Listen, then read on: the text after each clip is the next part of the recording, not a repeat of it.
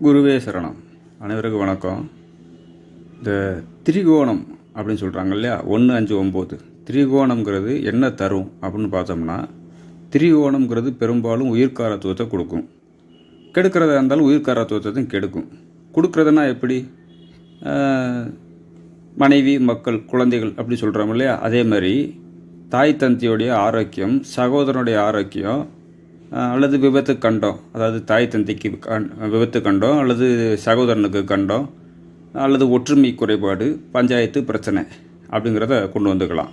உயிர்காரத்துவம்னா மனைவியை கொடுக்குறது, குழந்தைகளை கொடுக்குறது, உங்களுக்கு அடுத்து பிறக்கக்கூடிய சகோதரனை சொல்கிறது, அல்லது சகோதரனுடைய இழப்பு, தாய் தந்தையுடைய இழப்பு, இதெல்லாம் சொல்லக்கூடியது.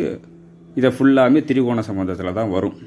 ஒருத்தருக்கு திருமணம் ஆகும், எப்போ ஆகும் அப்படின்னு கண்டுபிடிக்கக்கூடியது திரிகோண சம்பந்தம்.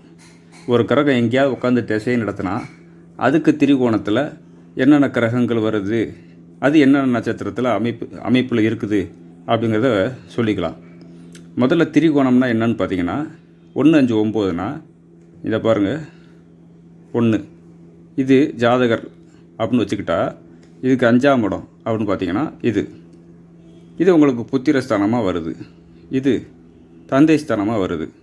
இப்போ தந்தை ஸ்தானத்துக்கு தந்தை ஸ்தானம் 9க்கு 9, இதுதான் உங்களுக்கு குழந்தை பாக்கியமாக வருது இல்லையா.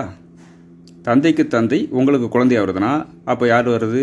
உங்களுக்கு தாத்தா இல்லையா. தந்தைக்கு தந்தை உங்களுக்கு தாத்தா. அப்போ உங்கள் தாத்தாவே தான் உங்களுக்கு குழந்தையாக பிறக்கிறாரு அப்படின்னு அர்த்தம். அப்போ சுற்றி சுற்றி சுற்றி சுற்றி எப்படி பார்த்தாலும் இப்படி தான் வரும். உங்கள் தாத்தா தான் உங்களுக்கு குழந்தையாக பிறக்கிறாரு, அவருக்கு தாத்தா தான் உங்கள் அப்பாவுக்கு, இந்த மாதிரி சுற்றி சுற்றி வரும். இங்கே குழப்பிக்கிற வேண்டாம். அப்போ 1, 5, 9 இதை வச்சு தான் 5ஆம் இடம் பூர்வ புண்ணியம், முன்னோர்கள் அப்படின்னு சொல்லக்கூடியது.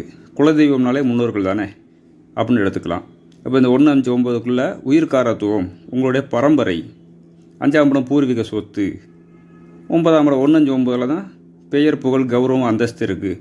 இன்னாருடைய பரம்பரை, இந்த மாதிரி கௌரவமாக வாழ்ந்த குடும்பம் அப்படின்னு சொல்கிறாங்களே. அப்போ அந்த எல்லாமே இந்த திரிகோணத்துக்குள்ளே தான் இருக்குது. அப்போ திரிகோணத்து மூலயமா முதல்ல கிடைக்கக்கூடியது உயிர்காரத்துவம் சொல்லக்கூடிய திருமணம், அதன் மூலியமாக வரக்கூடிய மனைவி, அவள் மூலியமாக கிடைக்கக்கூடிய குழந்தைகள், இப்படி போயிட்டே இருக்கும். இது போக கூட பிறந்த உடன்பிறப்பை சொல்கிறதும், தாய் தந்தையை பற்றி சொல்கிறதும், அவங்களுடைய ஆரோக்கியத்தை பற்றி சொல்கிறதும், அவங்களுடைய ஒற்றுமையை பற்றி சொல்கிறது எல்லாமே இந்த திரிகோணத்தில் தான் வருது. சரி, திரிகோணம்ங்கிறது உயிர்காரத்துவத்தை மட்டும் தான் கொடுக்குமா? பொருள்காரத்துவத்தை கொடுக்காதானா? பொருள்காரத்துவத்தையும் கொடுக்கும். அது கொஞ்சம் கம்மியாக கொடுக்கும். உயிர்காரத்துவத்துக்கு ஒரு 70% போட்டிங்கன்னா பொருள்காரத்துவத்துக்கு 30% போட்டுக்கலாம். இந்த 9ஆம் இடம் இருக்கு இல்லையா, இந்த 9ஆம் இடம் பொருள்காரத்துவத்தை பெரும்பாலும் சொல்லும். உங்களுக்கு கிடைக்கக்கூடிய பெயர், புகழ், கௌரவம், அந்தஸ்து எல்லாத்தையும் சொல்லும். எப்படி அப்படின்னு பார்த்தீங்கன்னா, இந்த 2ஆம் இடத்துக்கு இது 8ஆம் இடமாக வரும் இல்லையா. 2ஆம் இடத்துக்கு 8ஆம் இடம்னா குடும்பத்தை விட்டு பிரிஞ்சு வெளிநாடு போய் சம்பாரித்து பெயர், புகழ், கௌரவம், அந்தஸ்தை சம்பாதிக்கணும், கொடுக்கணும் அப்படின்ட்டு இருக்குது. எப்படி? 2ஆம் இடத்துக்கு 8ஆம் இடமாக வர்றதுனால இவரே இந்த 12ஆம் இடத்து அதிபதியாக வருவார் காலபுருஷனுக்கு. இவர் குரு தானே, தனுசு லக்னத்துக்கு, தனுசு ராசிக்கு அதிபதி குரு தானே. அவரே 12க்கு அதிபதி ஆகிறார் இல்லையா. 12ஆம் இடங்கிறது வெளிநாடு தானே, குரு தனக்காரகன் தானே. அப்போ குடும்பத்தை விட்டு பிரிஞ்சு போகணும், அல்லது குடும்பம் வந்ததுக்கப்புறம் வெளியில் போய் சம்பாதிக்கணும் அப்படிங்கிற மாதிரி எடுத்துக்கலாம். அதனால தான் குருவை 9க்கும் 12க்கும் அதிபதியாக வச்சுருக்குறாங்க, பாக்கியஸ்தான அதிபதியாக வச்சுருக்குறாங்க, தனகாரகனாக வச்சுருக்குறாங்க. இப்போ 5ஆம் இடம் புத்திரஸ்தானம்னா குருவை தூக்கி 5க்கு அதிபதியாக வச்சுருக்கலாம்ல. இந்த இடத்துக்கு குரு அதிபதியாக வச்சுருக்கலாம். தந்தை ஸ்தானாதிபதினு சொல்லக்கூடிய தந்தை காரகன் சொல்லக்கூடிய சூரியன், இந்த வீட்டுக்கு அதிபதியான சூரியனை தூக்கி இங்கே வச்சுருக்கலாம்ல, 9ஆம் இடத்துல வச்சுருக்கலாம்ல. வைக்கலை. ஏன்னா அப்பாவுக்கு அப்பா தாத்தா அப்படிங்கிற மாதிரி சுற்றி சுற்றி வருது. சரி, அது ஒரு பக்கம் போகட்டும்.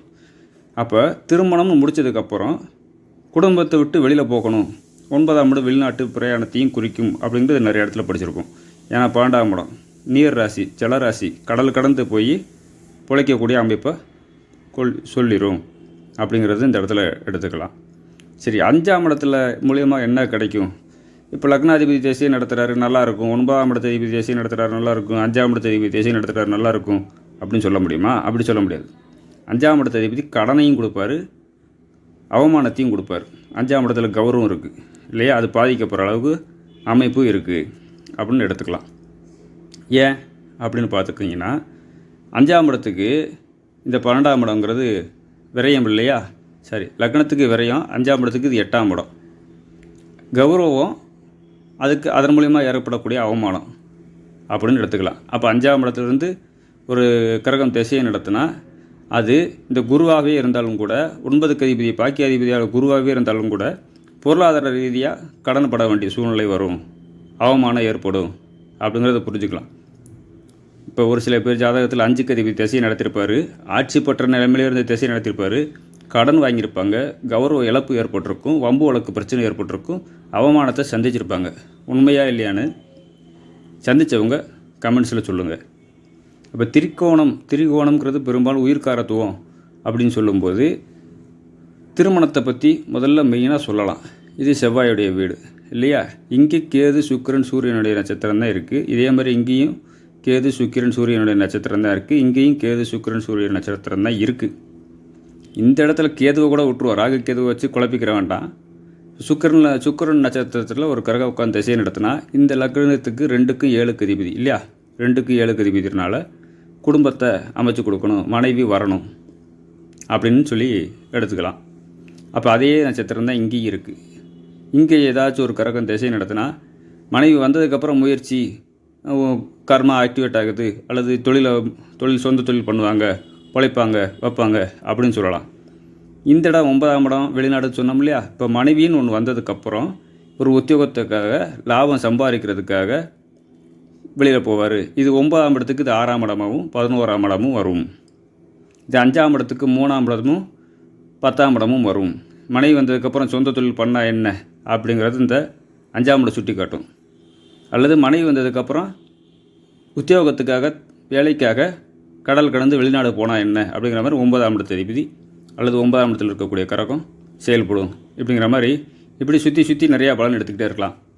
பொருள்காரத்துவம் சொன்னோம் இல்லையா? பொருள்காரத்துவத்தை கொடுக்காதானா அது கண்டிப்பாக கொடுக்கும். 1, 5, 9 எல்லாம் தான் பெயர் புகழ் கௌரவம் அந்தஸ்து எல்லாமே இருக்குது. குரு தனகாரக்கன் தானே.